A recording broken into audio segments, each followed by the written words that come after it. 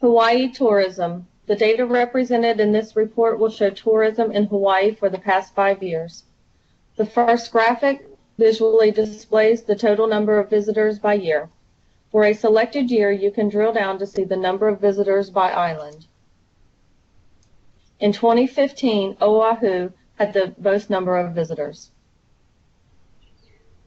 The next graphic represents the number of visitors by country for the past 5 years.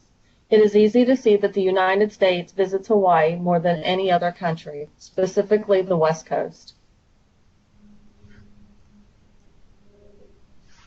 Taking a closer look at visitors from the U.S., we can visually see the breakdown by region. Again, this data supports the previous graphic, which indicates the West Coast visits Hawaii more than any other U.S. region.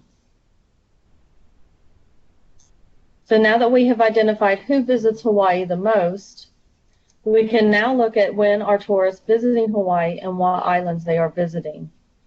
We can see that Oahu is the most visited island, and if we drill down, we see that the month of July, based on the accumulation of the past 5 years of data, is the most visited month. If we were to look at this statewide, overall, July is the most visited month. So now we know July is the most visited month.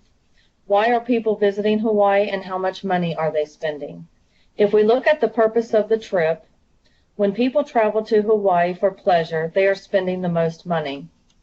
We can look further into the category of pleasure and see that the most money is spent when people are vacationing.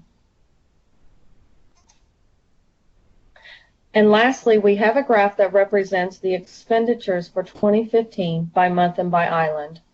We know July is the most visited month and Oahu is the most visited island.